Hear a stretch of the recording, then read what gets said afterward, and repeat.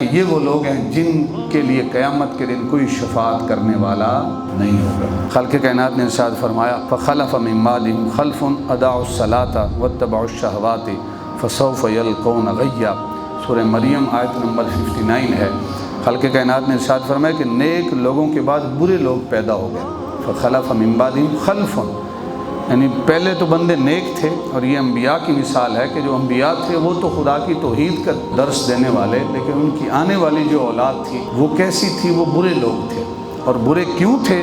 اضاعوا الصلاۃ۔ خالق کائنات نے ارشاد فرمایا کہ وہ نماز کو قضا کرنے والے تھے، نماز کو ضائع کرنے والے تھے۔ واتبعوا الشہوات، اور دوسرا کام ان کا کیا تھا کہ شہوات کی پیروی کرنے والے تھے، دنیا کے پیچھے، دنیاوی خواہشات کے پیچھے بھاگتے تھے، اللہ کے فرمان کا خیال نہیں کرتے تھے کہ میرے رب کا کیا فرمان ہے، میں نے ویسی زندگی گزارنی ہے جیسے میرا رب چاہتا ہے۔ فسوف یلقون غیا، اور خالق کائنات نے ارشاد فرمایا ایسے لوگ ضرور وادی غی میں ڈالے جائیں گے۔ وادی غی جہنم کا ایک حصہ ہے جن میں ان لوگوں کو ڈالا جائے گا۔ تو احباب وقار دوسرے مقام پہ خالق کائنات نے سورہ مدثر میں فی جنات یتساءلون، وہ لوگ جو جنت میں ہوں گے وہ اہل جہنم سے سوال کریں گے۔ یتساءلون، یسألون، یتساءلون سے مراد یسألون کہ وہ سوال کریں گے کن سے؟ جو اہل جہنم ہیں، اہل دوزخ ہیں، ان سے سوال کریں گے۔ عن المجرمین، جو مجرم ہیں ان سے سوال کریں گے۔ ما سلککم فی سقر، اے اہل جہنم یہ تو بتاؤ تم آج جہنم میں کیوں ہو؟ یہ جہنم کا عذاب کیوں چکھ رہے ہو؟ یہ جہنم کی آگ میں کیوں جل رہے ہو؟ اہل جہنم سے اہل جنت سوال کریں گے تو وہ جہنمی کیا جواب دیں گے؟ وہ کہیں گے قالوا لم نک من المصلین۔ پہلا جواب یہ ہوگا کہ اے ہمارے بھائیو تم تو جنت کی نعمتوں میں خوش ہو، ہم اس عذاب میں مبتلا ہیں۔ کہا ہمارا پہلا گناہ یہ تھا قالوا لم نک من المصلین کہ ہم نماز نہیں پڑھتے تھے، ہم نماز کو ضائع کرتے تھے۔ اللہ کے گھر سے آواز آتی تھی حی علی الصلاۃ، آؤ نماز کی طرف، حی علی الفلاح، آؤ کامیابی کی طرف، 5 وقت آتی تھی، لیکن ہم اس آواز پر لبیک نہیں کہتے تھے۔ ہم کہتے تھے بھی تھوڑا سا کام باقی ہے، یہ کرتے ہیں۔ رات کو آتے تھے تو ہم کہتے تھے کہ ہم تھکے ہوئے ہیں، مسجد کیسے جائیں، کیسے نماز پڑھیں؟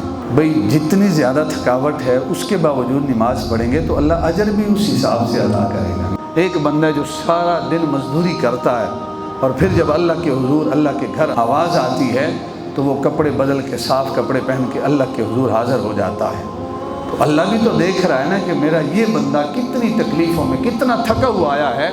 پھر اللہ کوالٹی دیکھ کے، کوانٹٹی دیکھ کے نہیں، کوالٹی دیکھ کے پھر اجر عطا کرتا ہے کہ یہ بندہ کتنی خشوع و خضوع کے ساتھ آیا ہے، اس نے کام کاج چھوڑا ہے، بیوی بچوں کا رزق اس نے چھوڑا اور میرے گھر آ گیا ہے، پھر اللہ اجر بھی اس حساب سے ادا کرتا ہے۔ تو جہنمی کہتے ہیں قالوا لم نک من المصلین، ہمارا پہلا گناہ یہ تھا کہ ہم نماز نہیں پڑھتے تھے۔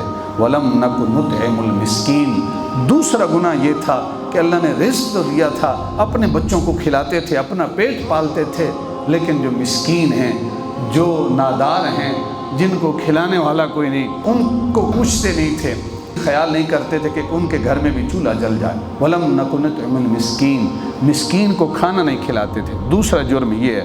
تیسرا جرم وَكُنَّا نَخُوضُ مَعَ الْخَائِضِينَ، فضول دوستوں میں بیٹھ کے فضول گپیں لگاتے تھے، اپنا وقت برباد کرتے تھے۔ آج کچھ لوگ بیٹھے ہونا کیا کر رہے ہیں؟ بس ٹائم پاس کر رہے ہیں۔ بھئی یہ ٹائم پاس کرنے کے لیے تو نہیں ہے نا، ٹائم کا نام ہی تو زندگی ہے۔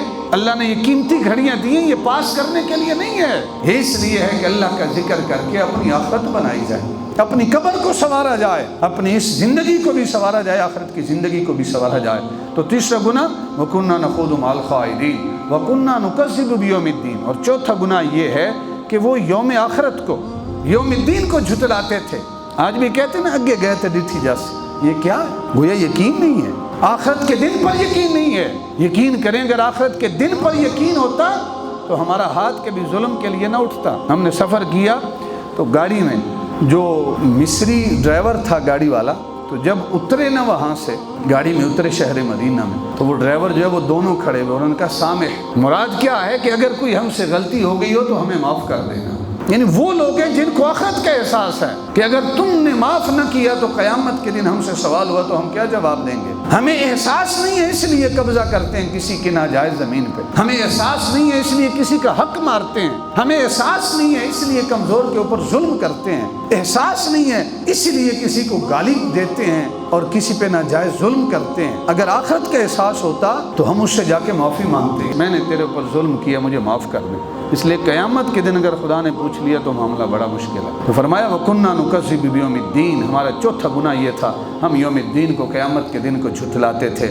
حَتَّى أَتَانَا الْيَقِينُ، خالق کائنات نے ارشاد فرمائی یہاں تک کہ ان کی موت کا دن آ گیا۔ فَمَا تَنْفَعُهُمْ شَفَاعَةُ الشَّافِعِينَ، جب موت کا دن آ گیا پھر قیامت کے دن یہ وہ لوگ ہیں جو نمازیں نہیں پڑھتے تھے، جو مسکین کو کھانا نہیں کھلاتے تھے، جو فضول گپوں میں وقت ضائع کرتے تھے اور جو آخرت کے دن کو جھٹلاتے تھے، اور فرمایا کہ یہ وہ لوگ ہیں جن کے لیے قیامت کے دن کوئی شفاعت کرنے والا نہیں ہوگا۔ اس دن کوئی شفاعت کرنے والا ان کی شفاعت نہیں کرے گا، کسی کی شفاعت ان کو فائدہ نہیں دے گی، اس لیے کہ انہوں نے اپنا وقت برباد کیا تھا۔